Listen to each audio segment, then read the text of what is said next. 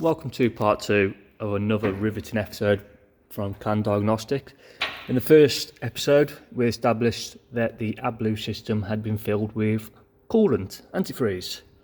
AdBlue systems don't like coolant, they like AdBlue. They only like AdBlue.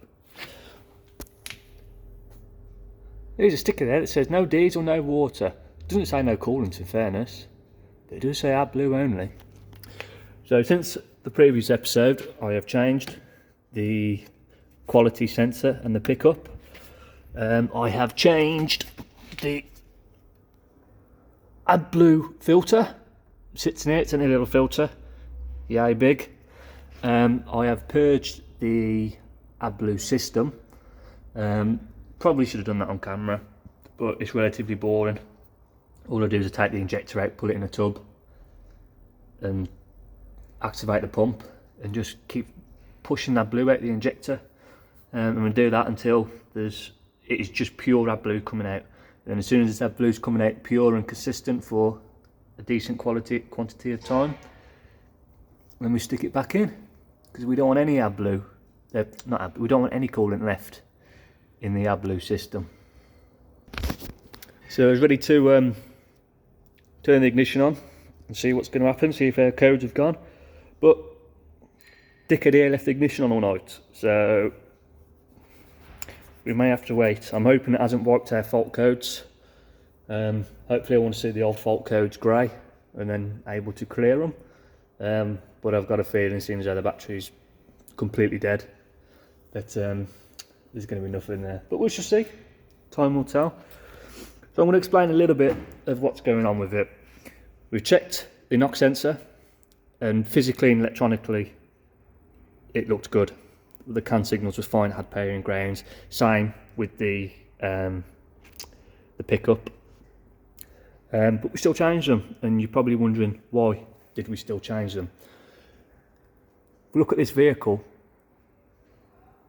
it's a line painted. This is a specialist vehicle, okay? We'll just go around this.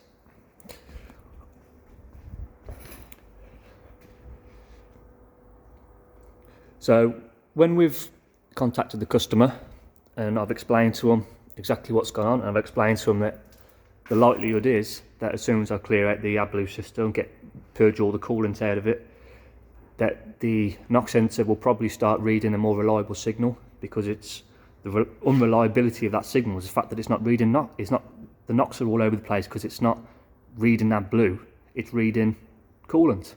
Same with the quality sensor. I don't know if in those particular sensors whether the quality is either on or off. The quality is either AdBlue or it's not AdBlue, and when it's not AdBlue, it's just a short circuit. I don't know how those sensors work. I'm not going to bullshit you and tell you I do. So we've contacted the customer, and essentially they want every sensor that has the possibility of coming in contact with the coolant to be replaced. And you're thinking, that sounds expensive, and it is expensive. That's why we're talking 2 knock sensors, 2 lambda sensors. There will be the injector, they want that changing also, and that's a solenoid injector. That's pretty similar to an injector that's in the engine. And the reason for that is, this has been off the road now for 6 days, okay? This vehicle costs £1,000 a day to keep off the road. The reason that, and that's not money lost. I don't know how much money they lose for keeping it off for the money they lose for not working it, but they have to hire a vehicle in. And this isn't your family car. You can't just go and hire one of these from Hire It and off you go and do your job. This vehicle's specially made. They're hard to come by, that's why they're so expensive. And not only to hire them are they expensive, but you also put 2 blokes out of work for that day, or the amount of days that you hire the vehicle for. Because you can't hire a vehicle, just go and pick it up and go and use it. You have to hire a crew with it as well, so that the hiring company knows that the people who are using the vehicle are fully insured, blah, blah, blah, blah, blah, all that sort of shit, know how to use it. So for 6 days, that's £6,000 in rental fees that they've had to pay. If I put this back together, as I would normally do, with all the old components still in, just with flushing the system, and it goes 200 miles up the road, and the knock sensor packs up because the coolant is eating away at the ceramic sensors. Then what? Whose fault's that? Who's going to get the blame for that? I am. And then it's going to have to be towed back, which is ridiculous money to tow a lorry back. Or I'm going to have to go out there again. It's my time going out there. Would I lose the money? Because technically it'd be my fault because I didn't change it while it was here. Either way, it's still going to cost the company a lot of money to hire another vehicle. And we're not. And the problem is also that this company has got multi-million pound contracts. This company is one of the biggest providers for HS2 on the groundwork. Right, so as I was saying, this company is one of the biggest providers of HS2, putting all the groundwork for the high-speed railway. So we're probably talking tens of millions, if not hundreds of millions of pounds. And if they are told to be on site at a particular time on a particular day to do a certain job, then they better bet your ass they better be there. So if that doesn't happen, because the decision was made not to change the sensors, then that could cost an awful lot of money. Hence why they make the decision that they want me to change everything that has got anything to do with it in the slightest. If it looks dodgy, if it has come in contact with the coolant, it needs to be changed. Now, obviously we wouldn't be doing this if it was a family car, or if it was my lorry, I wouldn't be doing this. But that's the decision that's been made. Now you get a bit of a sense of an idea of why these decisions are made. They're not the decisions that I would personally take, but if I was heading up multi-million pounds, then what's the difference between a couple of sensors between losing all these contracts? It doesn't compare. So that's why the decision's been made that I'm going to continue changing these sensors. This is a knock sensor, so we've got two more here. As you can see there, at this end they just look like a lambda sensor, O2 sensor, if you've never seen one,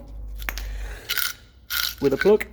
Now this one, like I say, we're pretty sure would be alright after I reset it. But when they're not alright, you take this cover off here and there's a through-hole resistor that goes from the plate to it that blows, and then it blows a load of little capacitors on the inside. They're not worth mugging about with, to be honest. Once they're knackered, they're knackered. You're best off just changing them.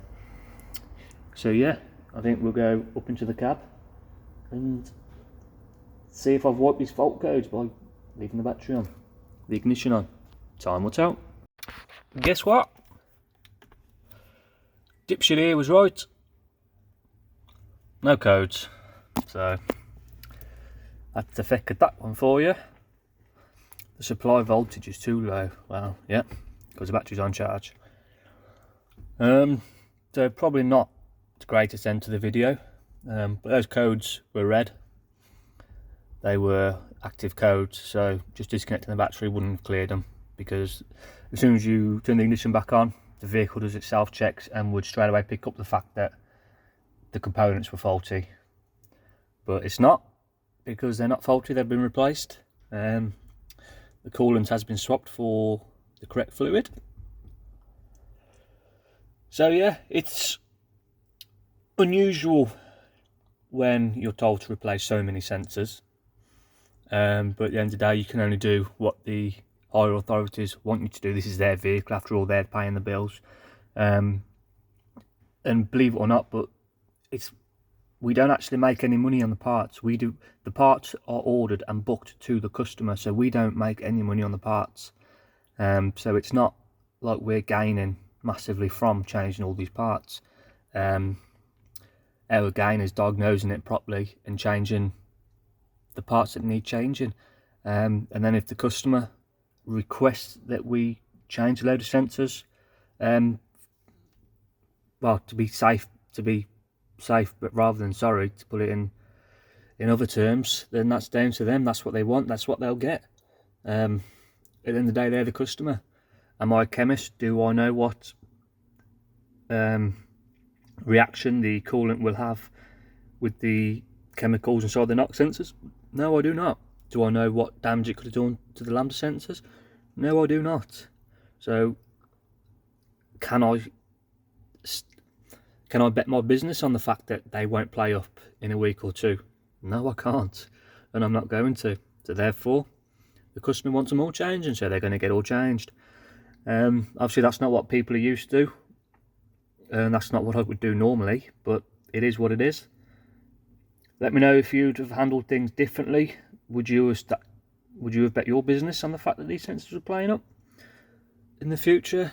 I don't know anybody that would. If you're told to change something, you change it. Simple as that. So let me know down below. Do you want more videos like this on these lorries, or jump to stick to cars, or I don't know, other things apart from AdBlue? Let me know. Until next time, ta-da.